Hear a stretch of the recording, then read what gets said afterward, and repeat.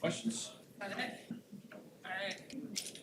Been asking guys about that 2018 game and just the physical gap that there was at that time. What do you remember about that, your action in that game, maybe how far you guys have come since then physically? Yeah, I think that was the most physically defeated I've ever felt after a football game in my entire career here.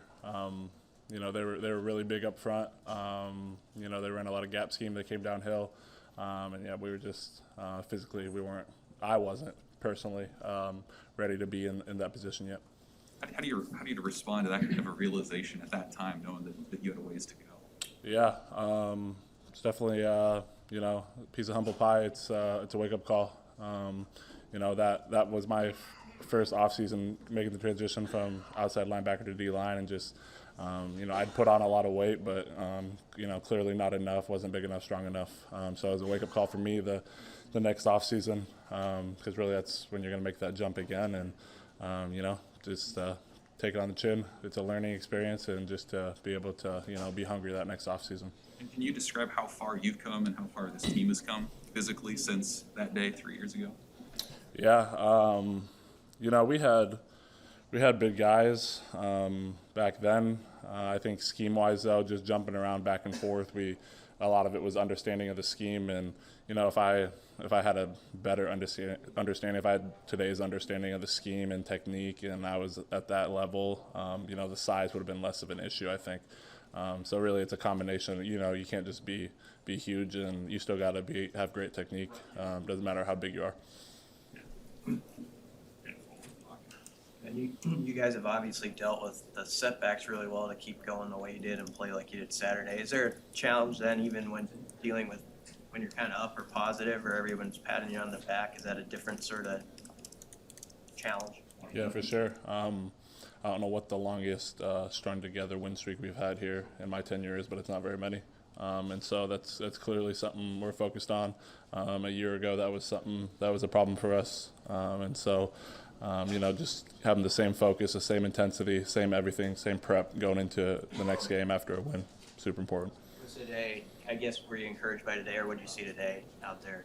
Yeah, practice. Yeah. Yeah, for sure. It's a pretty big mental day Monday. Obviously, guys still banged up and whatnot from the game. Just getting the cleaning stuff up from last game, and then getting the install and stuff in for the next week. But yeah, it was a really solid Monday for us. You see these young O linemen developing as much as anybody.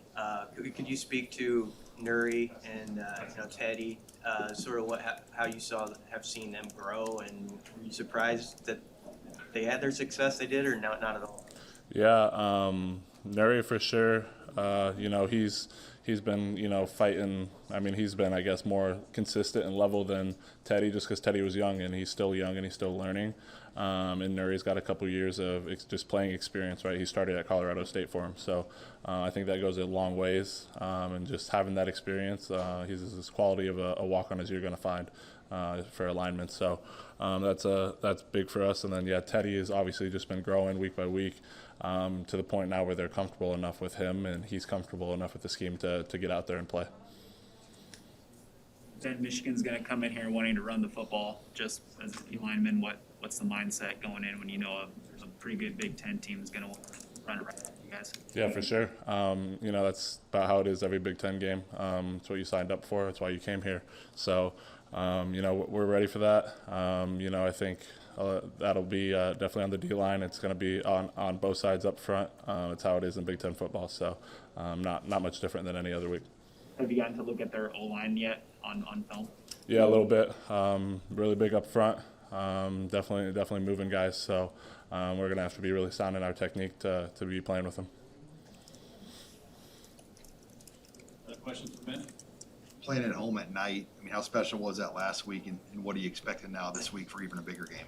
Yeah, it's good. We haven't had many of those in my tenure here, and the lead up to the game isn't necessarily fun waiting all day, but it's definitely worth it once you get to the game and the environment. It's obviously different. Anyone can feel that and experience that.